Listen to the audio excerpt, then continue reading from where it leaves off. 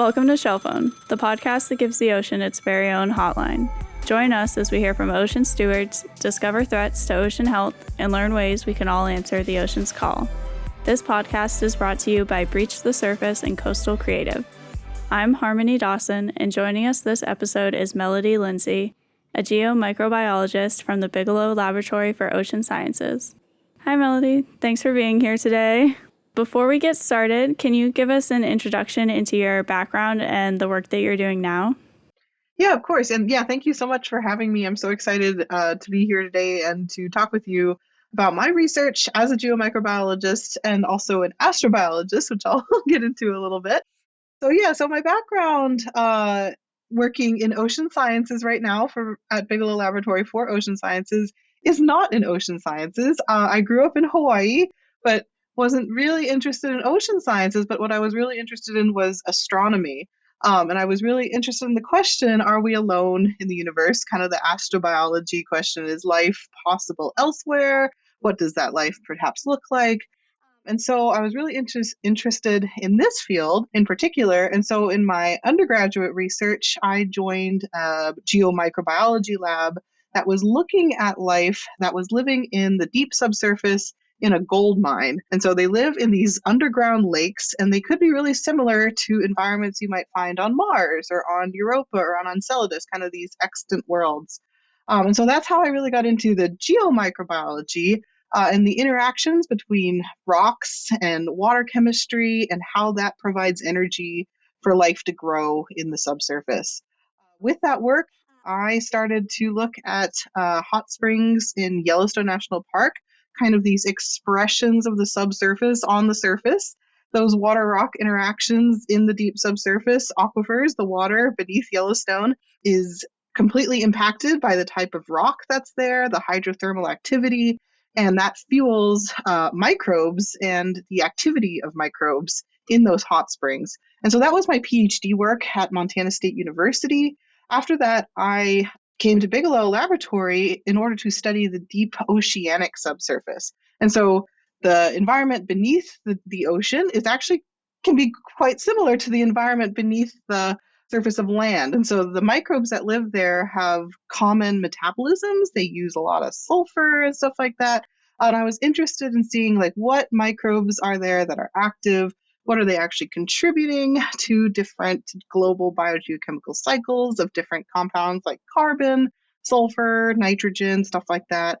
It's these really universal microbial metabolisms that we don't know a lot about because they're difficult to access, being either deep in the ocean or underneath the ocean or deep in the subsurface. And so that's kind of where my research is focused today, is looking at activity rates of microbes that do metabolize these chemical compounds in ocean sediment, beneath ocean sediment, but also I still do a little bit in the terrestrial world, the land-based world, in the deep subsurface there as well. All of this to say, geomicrobiology work is really tied into astrobiology interests in seeing what these environments on Earth can tell us about environments elsewhere in the universe. And are we alone? Awesome. That sounds super interesting and is a world that I haven't really dove into, but after researching for this episode, I'm all about it and I want to learn a lot more. My first kind of quick question is, we already kind of got a sense of it from that description and I think the word itself, but what does geomicrobiology mean? Yeah, great questions. Yeah, so geomicrobiology, and there's a lot of different facets of geomicrobiology. A lot of geomicrobiologists kind of edge into the realm of biogeochemistry, and so it's really this geomicrobiology. You can separate into the geo, which is the geology, and so rock hosted, and then the microbiology is all about microbes, and so microbes that live particularly on rocks or live on chemicals that are derived from water-rock interactions or sediment water interactions. That's what geomicrobiology focuses a lot on. And so it can really range from anything from the microbiology part of it to the chemistry part of it, those interactions between microorganisms and chemical cycles, and also the geological processes. Another part of geomicrobiology is kind of studying the process of how life came to be on Earth. And so that's more maybe geobiology, so the origins of life on Earth, and where that came from in terms of how did RNA and DNA molecules come to be? Did that have something to do with the interaction of physical geological processes and microbiology, and how that evolution happened in the 3.5 billion years of life on Earth? So that's another part of it, but not one that I'm too into. Not I'm into it, but not one that I'm really involved in with my research. Yeah. Yeah, currently. Yeah. What are the important things to know about microbes? Like, what are they? How big are they? Where do they live? Anything like that would be a basis for the rest of the conversation. Yeah, yeah, of course. Yeah, what are microbes? That is a great question. And I don't think microbiologists sometimes have a good handle on what is a microbe. So a microbe is really just a tiny organism. When I think of microbes myself, the ones that I study in particular are single-celled bacteria and archaea. Some people will call bacteria and archaea together prokaryotes, which contrasts with eukaryotes, which is what humans are, all mammals, plants. But there can also be eukaryotic microbes. So like what is the cutoff there? So there's maybe a couple different definitions of those. But so I think microbes are just really small organisms. They can really range in size anywhere between a viral particle, which is really small. If we think of a human size, a human cell, that's a eukaryotic cell is about 10 times bigger than a microbe. And a microbe can be anywhere between zero point zero 0.01 microns, which sense of scale is a little off, to 10 microns. And then viruses can be 10 to 100 times smaller than that. So they're all really tiny. You won't be able to see them with just your vision, but with a 1000x microscope, you can certainly see sometimes even the smallest ones. And so that gives maybe a sense of scale to some degree, but it is hard to conceptualize how tiny they are in general, especially via my audio description. But these microbes are very important to the earth and to humans in general. Like if you think of your microbiome, there are more microbial cells within each human than there are human cells within each human. They're just that much smaller, so they actually don't take up as much volume as the human cells would. But that's the same way that they function on the earth in general. There's a huge amount of microbes everywhere. They represent the majority of life forms on Earth, maybe not by volume, but by sheer number of them. They live everywhere. You can't escape them. There's very few environments on Earth where we find low biomass microbial life and no biomass microbial life. One of those being like in an active volcano, just because it's so hot. That's like one of the few places a microbe can't live. So they're really just super widespread. Sorry, was there anything else? I tried to give a pause. Was there something that I missed? I guess anything important. I think you covered all the specific Okay, points great. that Yeah, I asked about. sweet. Yeah, Yeah. great. Okay. And that's really interesting to hear about like volcanoes and where you wouldn't find microbes when they're so all over the place. Yeah, I mean, the microbes, there's aeromicrobiology even. So microbes that live in the atmosphere and they can like seed clouds and cause rainstorms, and they do a bunch of chemical cycling up in those kinds of environments. So really, even up until like the stratosphere, getting into outer space, there's probably microbes there as well, doing their thing. So a lot of your work has to do with the genetics of microbes. Can you give us an introduction into what genetic diversity looks like in microbes, particularly the ones that you study, and how you study that? Yeah.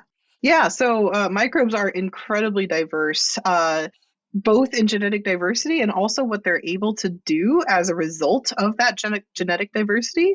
And so microbes are, I think, really special, especially the microbes that I study, because they're able to do a wide variety of metabolisms. And so you and I, as humans, we respire oxygen, we breathe oxygen in aerobic respiration, and we also eat carbon-based compounds. Lots of microbes can do that as well, but a lot of them can do other things. They can respire sulfur, they can respire sulfate, they can respire nitrate and nitrogen-based compounds. They respire and produce things like methane and carbon-based compounds, and they just have a whole host of other things that they can do that kind of the organisms and things that we typically think of as, eukaryotes or mammals and stuff like that can't do. We would not be able to survive on methane, for example, or sulfur, although it may smell funny to us.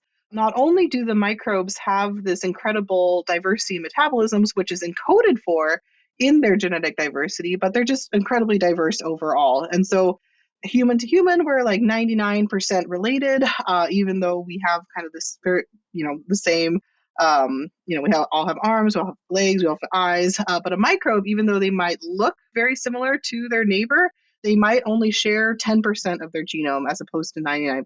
So there's just a whole host of genetic diversity of that microbes have to offer, a lot of which we don't even know yet because we haven't been able to sample them enough. If we can't grow them in a laboratory, it can be somewhat difficult to get a genome of a microbe. But in the last 20 years or so, we've really come up with better, improved, high throughput methods to study the genetic diversity. Ways to study genetic diversity have included sequencing the genomes of microbial cultures.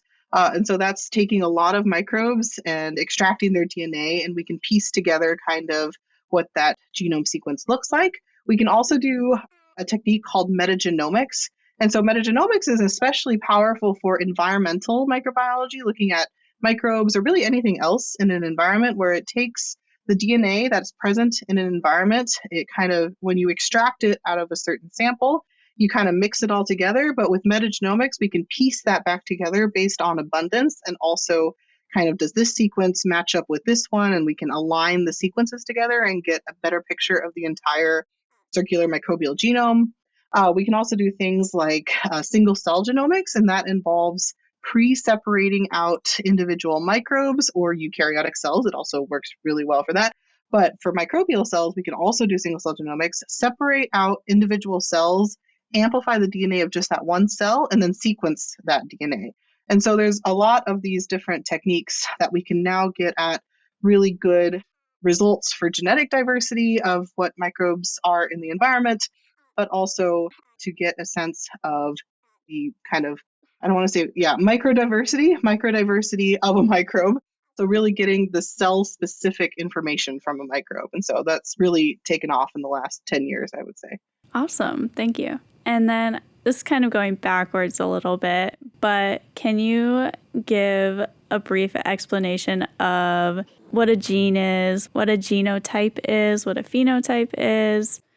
Yeah, no, exactly. So genetic diversity really should really be the result of the genotype. And so the genotype is really just referring to an organism's genetic makeup, the specific genes it carries. So just to go back to the breathing example, the respiration example, humans contain genes that allow us to respire oxygen. So a gene for a protein that takes oxygen and uses it as a terminal electron receptor. And so that is what is encoded for in the genome. That's what our DNA carries through from one generation to the next. And that's where we get RNA and proteins expressed from that DNA blueprint. So that those genotype blueprints are the organism's genetic makeup, and they encode for those proteins, which then result in phenotypes. And so phenotypes, as opposed to genotypes, are the observable traits or characteristics that an organism has for it. So a common phenotype to think of is like eye color or body size or cell size and stuff like that. So it's really these physical characteristics. Another really important phenotype, both for microbes and larger organisms, is what is that organism actually capable of doing in the environment. And so all of those different metabolisms, those very diverse metabolisms that I was talking about in the last question, the ability to respire oxygen, the ability to respire sulfate, to make methane, those are all really important microbial phenotypes that come from those genotype blueprints that the organism has the DNA sequence for. So that link of the blueprint genotype to the expressed phenotype of what the organism is actually doing or expressing in the environment. What does the process of collecting the samples of sediments to then study in the lab look like for you in your work? Yeah, great question. And something that I've gotten really into in the last couple of years. So I would say there are three methods that I currently use to collect sediments. And it all has to do with where the sediments are specifically. So the first introduction I had to marine sediments was in the tidal area very close to Bigelow. And so we just drove a car up to where people go digging for clams and stuff. And so there's a nice little parking lot, and we just walked out into these mud flats, and we were able to take a PVC pipe, push it into the ground, cap it, and then pull up a 20 centimeter core. We were able to subsample the sediments in there, and then also, of course, the microbes that live in the sediments. Another way of physically capturing the sediment is on a smaller ship. And so Bigelow is lucky to have the research vessel Bowditch. That ship we have recently outfitted with a 2 meter long sediment core. And so we take this, 40-foot vessel out into shallow water. And I'm saying shallow, but really it's anywhere between a couple meters to 100 meters of water depth, and we drop this metal tube, which kind of looks like a lawn dart, lawn darts or something like that from your childhood. Maybe you throw it up and it lands, and it looks kind of like a missile. And so we plunge that down into the sediment, and we pull it back up, and it captures like a 2 meter long sediment core, which we can chop up on the back of the boat and subsample for the microbes that live there. And then finally, I would say the last method for reaching really deep ocean sediment is with a dedicated scientific ocean drilling vessel. And so I've been fortunate to sail on the recently retired drilling vessel JOIDES Resolution. And that is part of the Integrated Ocean Discovery Program. It used to be called the International Ocean Drilling Program. And that ship is able to access much deeper, much more sediment. It's basically this floating drilling platform. And on the expedition that I was on, we went through 2,000 meters of water column, down 1,000 meters into the sediment, and even beneath the sediment at the bottom of the water column, there is basalt and hard rock. And so we also drilled that. And so those sediment and hard rock samples are a little bit harder to get, but it's well worth it to see what the conditions and the microbes are actually present in sediment. Once we have the sediment samples, the workflow kind of becomes very similar. So these different methods of actually retrieving the sediment, they all funnel into I would say three methods of actually dealing with the microbes in the sediments. One of those methods is to culture the microbes. We can try to mimic what conditions are present in the sediment: high pressure, low carbon sources, low nutrients, or we can give them more nutrients if we want them to grow. And so we can try and grow them in the laboratory to study what they're actually capable of doing. Another method of looking at microbes in the sediment is the metagenomics that I mentioned before. And that's just grinding up all the microbes in the sediment and getting their little pieces of DNA out and kind of putting that puzzle back together of what the genomes look like. And then the third method is one that I work on at Bigelow, or that I work with at Bigelow, and that involves flow cytometry and single cell genomics. And so with flow cytometry, we can separate out cells from the sediment and capture them in individual wells. And so the flow cytometer kind of lines up each individual cell particle and runs them through a machine. We're able to see the size and condition of the cell that runs through the machine, and we can also put them into a 384 well plate, individual cells in each well, and then multiply the DNA present in each of those genomes and sequence it for single cell genomics. And so those are kind of the three things that, as a geomicrobiologist, I focus on when looking at sediment. These things come from different methods of getting the sediment itself from the ocean. Awesome. Correct me if I'm wrong, but you mentioned one of the ways that you study the microbes after collecting them is to recreate the conditions that they were in originally. Yeah. What do those conditions look like with different samples? Like samples from shallower environments versus deeper sea environments? Yeah, exactly. So microbes, as diverse as their genomes are and as diverse as their metabolisms are, that is matched by the diversity of environments that you can find them in, which we kind of alluded to before. But even in sediment, the microbes experience many different nutrient levels, different temperature, different pressure. And so there's things in the laboratory that we can provide for them in their environment or with the food that we feed the microbes to mimic that a little better. So a lot of my PhD work actually had to do with hyperthermophiles, and so microbes that lived at temperatures 85 degrees Celsius and above, close to boiling temperatures. And so those microbes we keep in basically an oven that sits at 85 degrees Celsius or 95 degrees Celsius even. They like to live in the heat.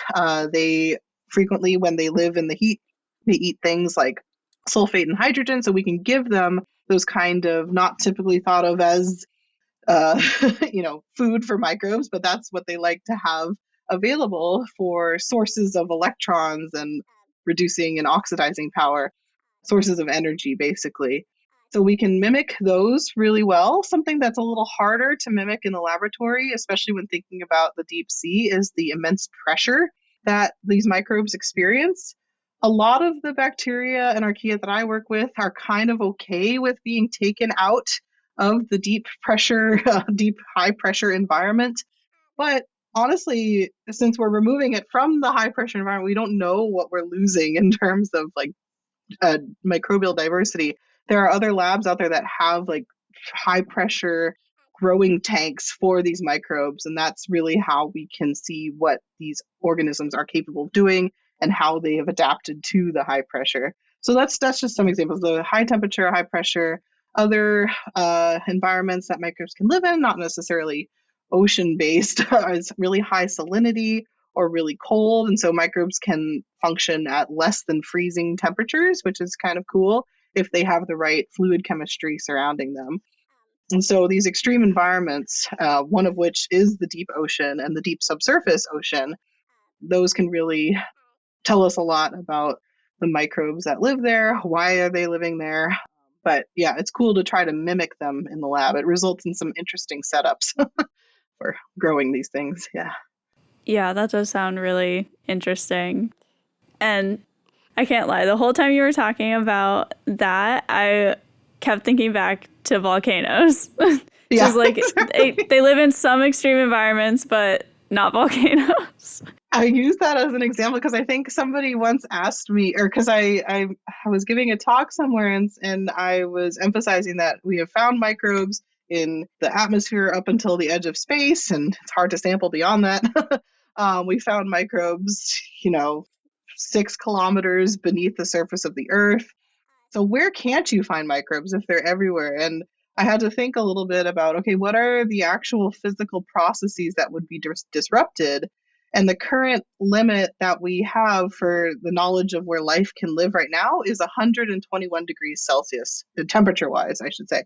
Temperature wise, we've only demonstrated that microbes survive at 121. Why this cutoff of 121? Because 121 degrees Celsius is what we can maintain in laboratory temperatures. And so that's the only way that we can prove that they are growing. And it's one of the only ways we can prove that they're growing and living and potentially reproducing. But when you think of like, okay, what physical processes or metabolic processes do microbes need in order to live? And one of them is liquid water and the ability to get things in and out of a fat lipid membrane, basically fat lipids. And so those lipid membranes, those become disrupted when you can't maintain liquid water and when you have really extreme temperatures. And so one of the very few environments where that is a characteristic of the environment is in like an active volcano with molten rock and stuff like that. So it's just one of the very few earth-based systems that I could think of that would preclude microbial life. And yeah, there's not a lot. Microbes are everywhere. They're super resilient. They're able to adapt. They've had 3.5 billion years to adapt to anything that the planet can throw at them. Very cool. What roles do microbes play in global processes like the carbon cycle? And can you give us an introduction to what the carbon cycle is as well? Yeah, of course. So the carbon cycle. So I would say there's multiple different carbon cycles, but I'll focus really on, I'd say, two main ones. And one is particularly for the ocean, there's the biological carbon pump.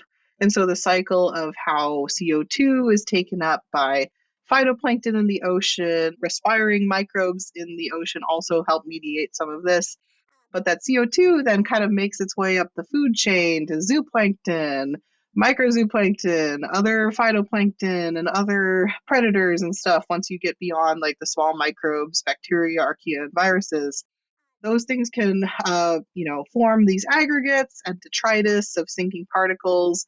And a lot of the carbon cycle within that ocean is kind of the consumption or decomposition of then these aggregates of photosynthetic microbes and algae and seaweed and stuff like that. That carbon typically will fall within the water column. We like to call it marine snow.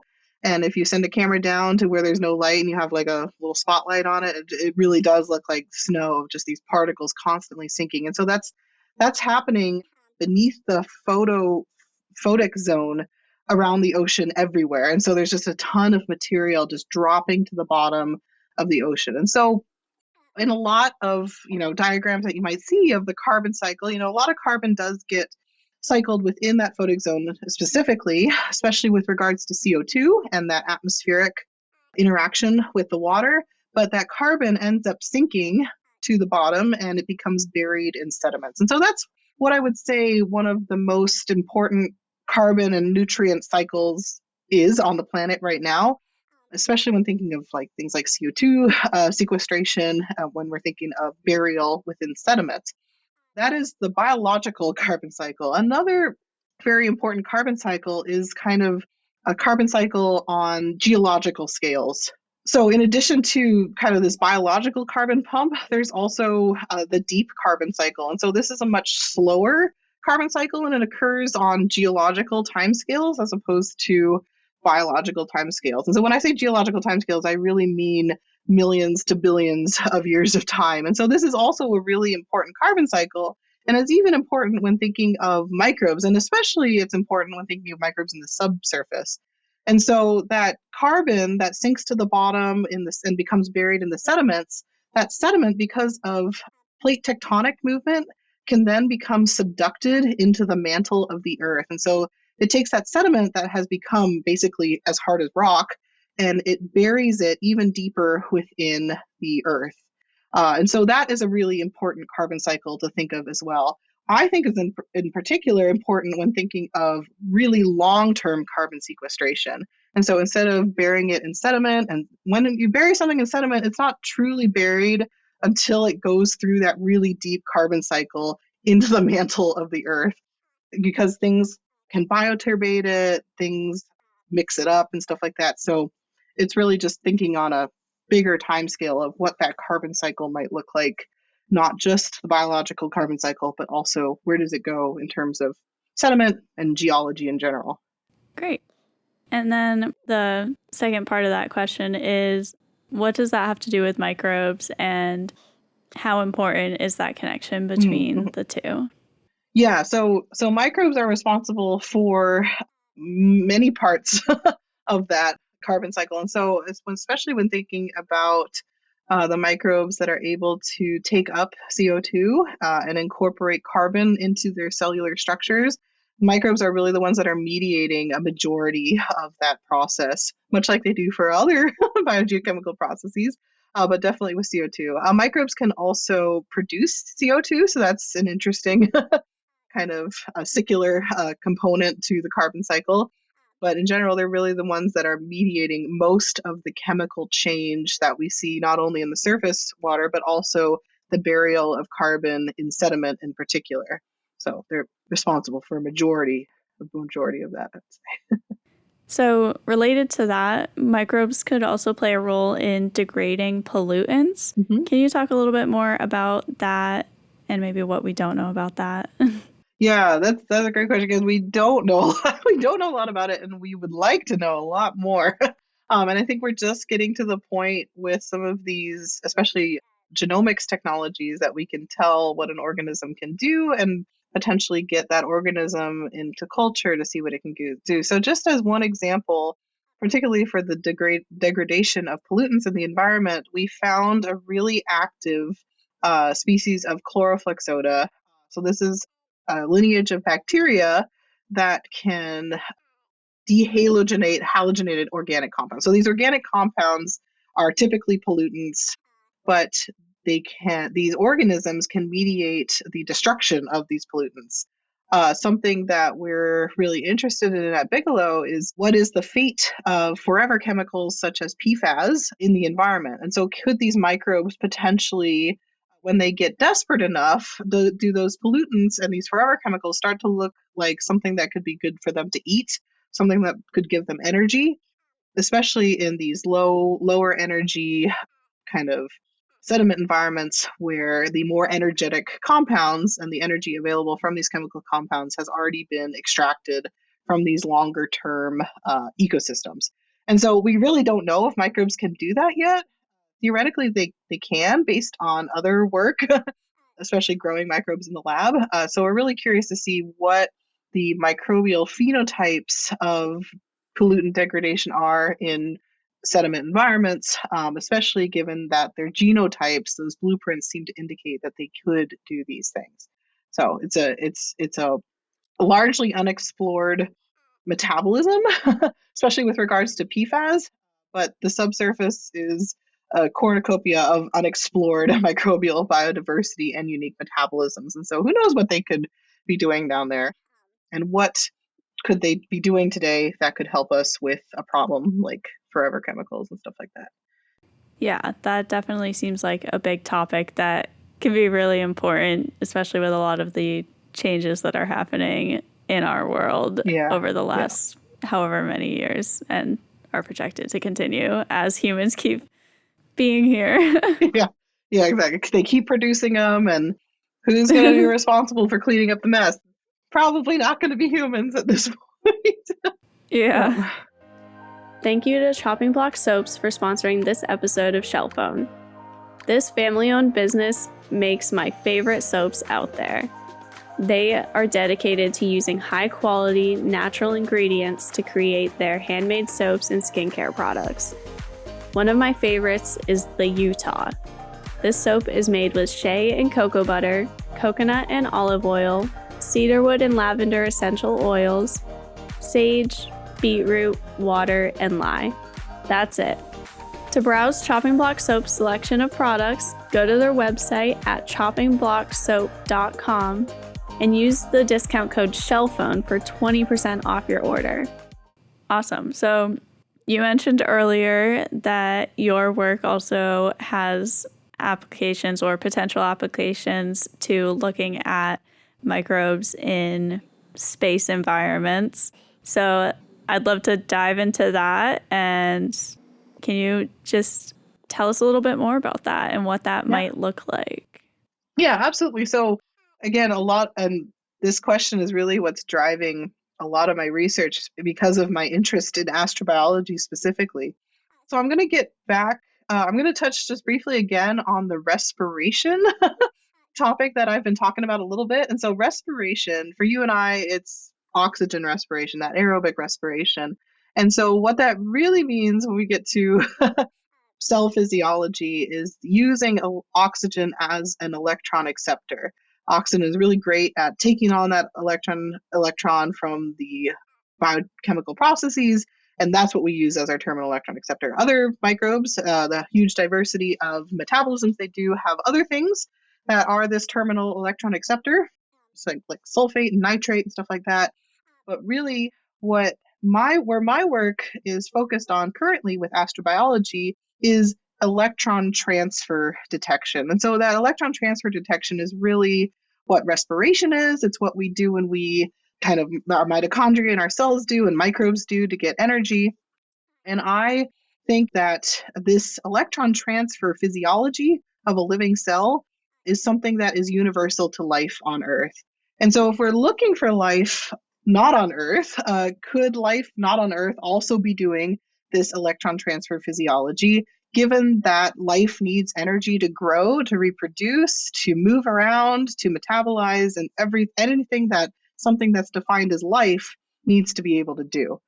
So there's a famous quote, life is nothing but an electron looking for a place to rest. And I really think this is a key piece of biosignature evidence in detecting life elsewhere on other ocean worlds. And so a lot of my work currently is funded by the NASA exobiology program. And with this work, we're really interested in using different omics techniques and flow cytometry techniques to come up with these life detection strategies for low biomass subsurface environments.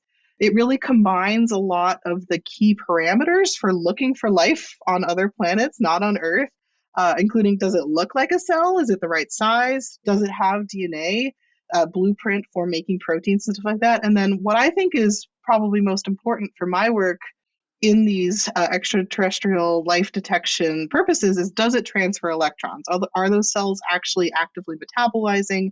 Are they getting energy from their environment with these different chemicals?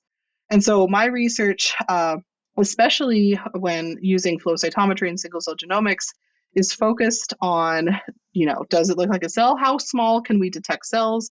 And does it transfer electrons? Is this technology that's deployable in an environment that might look like an environment in the subsurface of Mars or the subsurface ocean of Europa? So that's where a lot of my work, especially in the deep subsurface, is focused on with this electron transfer life detection purpose. Yeah. When you say, is this deployable in that environment, do you mean doing the actual lab work in a setting that's not here, like in the lab that you use today? Or do you mean applying it to the microbes or the cells that you would find in those? Yeah, so the question of, is it deployable in a specific environment or on microbes that we collect? Those are two facets that are applicable to multiple NASA missions. So for just as one example, there's currently an ongoing mission, the Mars Sample Return mission, where they're hopefully going to collect samples and finally return them to Earth. The techniques that I use with flow cytometry, staining individual cells for respiration rate phenomes, and do they transfer electrons, and then that goes into the single cell genomics of what is the cell's genome blueprint. That is a technology that is really easily applicable in both a remote environment, but also on small amounts of samples. And so if we did get samples back from the Mars sample return, we could deploy this technique of flow cytometry and single cell genomics to see, do they have that ability to transfer electrons? Does it look like a cell? Does it have DNA? So another aspect of this work is actually manipulating samples remotely. And so a lot of the deep oceanographic work uses remotely operated vehicles. ROV Jason is the one on U.S. ships on the UNOLS fleet. Yeah, so on the U.S. operated ships, they have this little robot. It's like blue and yellow colored, and it has these arms, and it's very sophisticated. It's able to dive really deep. And so we can manipulate samples remotely with this technology. And so we can develop ways to deploy a signal in that environment to detect this electron transfer physiology. And so doing it remotely on Earth is the first step before doing it remotely on another planet. So I think having that technology deployable in the most extreme environments on Earth that humans can't actually go to, but a robot could go to and manipulate, is why NASA's interested in this life detection work as well. Cool. Thank you. I do find that really interesting. We've talked about in some past episodes using model organisms to study other organisms. Mm-hmm. Yeah. And this seems like kind of the same realm to me, using a model ecosystem to study an ecosystem that's harder to study. Yeah, an ecosystem that we haven't even been to. Yeah. Yeah, or that even. Yeah, exactly. Yeah, we like to call them analog environments. So they're analogs to other worlds. Very cool. Yeah, the episode that or one of them, we've talked about it in a couple, but one was talking about using Gulf toadfish to see how acoustic input affects them and then apply that to how it would affect dolphins. So cool. When I heard about that, I was like, that is amazing. Yeah. Yeah, that's awesome. Yeah, so it's been stuck in my head, and that's why I kind of am making the connection here. But yeah, that all sounds really awesome. And I don't think I would have imagined in my head that your project existed, and I'm so glad I came across it and got to learn about it. It's really interesting work, and I think it not only has applications to thinking about like where does life exist elsewhere, but it really allows us to better understand the capabilities of our own planet and what microbes are facilitating here. So it's kind of like a you look up, but then you look within at the Earth, and we can really better understand this foundational geomicrobiology of the Earth. Yeah, it does sound like a really important thing to get more understanding of, considering how universal microbes are. Yeah, a big question in microbiology and microbial ecology has always been like, what is the contribution of a single cell to the carbon cycle, to the sulfur cycle, to the nitrogen cycle? And so, with these new omics technologies, we can now finally start to answer those rate questions of like, how much are they actually doing in terms of their phenotype, as opposed to just be like, oh yeah, that thing can probably sequester CO2 or something like that. It can probably uptake CO2, but who knows for sure. But now we have a lot more evidence of those actual processes. Do we have a bit of an answer to that question now of how much one cell contributes to processes like that, or is that still in the works? I mean, it's a little bit of both. So far we've deployed this flow cytometry and single cell genomics electron transfer physiology measuring method to the surface ocean, to the really shallow sediment in a mud flat, and also to the deep terrestrial subsurface. We've deployed it remotely in the deep oceanic subsurface, and so that's kind of working up now. And we do have a better idea of like what is the contribution of a single cell, but interestingly, across all of these environments, the answer is consistently it's a huge range. There's not really a consistent contribution of cells even within the same environment. They just one cell is really cranking it out, and the other is I think I'll take a nap today kind of thing. Like I'm not really feeling up to doing anything. So it's really different between each cell. It doesn't really depend on the cell size or cell lineage. So really, we just have more questions at this point, which can't be too shocked by that, I guess. But ideally, and we are doing this, we're going to sample a lot more to get a better sense of the even more vaster than we thought diversity of what cells can do. Okay. So I feel like we've hit a lot of great points in a whole range of topics. Is there anything left that you want to make sure that we touch on or get to talk about before the end of the episode? Oh, wait, I did think of one kind of silly question. Earlier, at the very beginning of the episode, I asked you what microbes are. So they're microorganisms. And in my doing my research for the episode, I learned that can include like bacteria, fungi, things like that, potentially, if I'm remembering correctly. Oh, yeah. So the silly question that I just thought of when you were talking about how some microbes don't really do too much with those processes and some do a lot, would that be due to one individual does a lot and one individual doesn't? Or is it more like this group does a lot, this group doesn't? And the silly part of that question is, are there like species of microbes, or is that not even Oh, for sure. Yeah. a thing? So it's so funny. I just had a debate with someone on this. We were actually talking about the classification of planets and like what is a planet, what is a dwarf planet, and it's honest and like what is the cutoff for that? And it's kind of like a human-made cutoff of size in my mind anyway. There's probably some statistical significance to that difference. But microbial species is another one of those kind of and species in general, especially with the advent of modern genomics, species can be thought of as like if something is 97% related in the DNA sequence, it's the same species, especially for a microbe. But that hasn't always been the case. Species used to mean something else. But definitely microbes have species, they have subspecies, the kingdom, family, class, order, family, genus, species. I got that wrong. I'm so sorry. I'm a bad biologist. But they definitely have the same sort of classification scheme, but it's maybe a little different when thinking about like functional diversity as opposed to genomic diversity. Sorry, I'm trying to remember the first part of your question.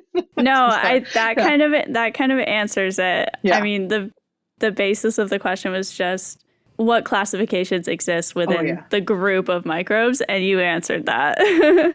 So yeah, some of the microbes do a lot and some of them don't do a lot in comparison. And so for the surface ocean, we actually found that there was a really abundant group of microbes that doesn't do a lot of oxygen respiration, but there was a specific group that did a lot, even though they were less abundant. So they represented, less than 3% of the total abundance, but they did 40% of the work. So I don't know if that sounds familiar to anyone in the workplace, but but so there is definitely that dichotomy in the surface ocean. However, when you get into the sediment and the deep terrestrial subsurface, it can change a little bit. There was less of a pattern on who was the most active in terms of the species level or the lineage designation level. And so it's harder to tell other than that one surface ocean experiment. Good to know. No, and it's a great question. Yeah, because previously the kind of the major thought, and this really fed into a lot of the models of global biogeochemical cycles and determining how much chemistry was mediated by microbes, is that the more abundant microbial species were responsible for the majority of the work. But that is not the case. It's not always the case, at least. Great. Well, those are all of the specific questions that I had for you. If there's anything else that you want to make sure we touch on, now would be the time to do that. If not, then that's totally cool. Yeah, no, I think we covered a lot. It is a lot of kind of disparate things coming together, but I think it's one of the beauties of doing interdisciplinary work too, is kind of like, okay, so what does this microbiology have to do with geology? And it turns out the microbes and the subsurface are completely reliant on the geology. But then it's like, what can this microbiology tell us about astrobiology and chemistry on other planets and stuff like that? So it's just a lot of links to a lot of different fields, which is good, and we need those links. Yeah, that's a big theme that also comes up a lot on the podcast, is that a lot of topics are way too complex to just go through in an hour and completely cover everything or be like a linear progression. But yeah, thank you so much for joining us today. And I loved learning more about this. And it was great to talk with you. Yeah, thank you so much for having me. Yeah, it was great to chat, and yeah, fabulous questions. Yeah. Thank you. I was gonna say, I also love that your name's Melody and my I name's know. Harmony. Oh my gosh. I thought about saying something in the beginning. I'm like, no, I'll hold on. No, it's perfect. Yeah, that's so funny. Yeah, I saw that and I'm like, nice. Yeah. Thanks for tuning in to this very sciencey episode of Shellphone. To learn more about our projects, suggest a guest, or donate to the show, visit our website at breachthesurface.org or our Instagram at breachthesurface and at Shellphone Podcast. To learn more about Melody's work and all of the very interesting work that Bigelow Lab does, visit their website at bigelow.org or their Instagram at bigelow_laboratory.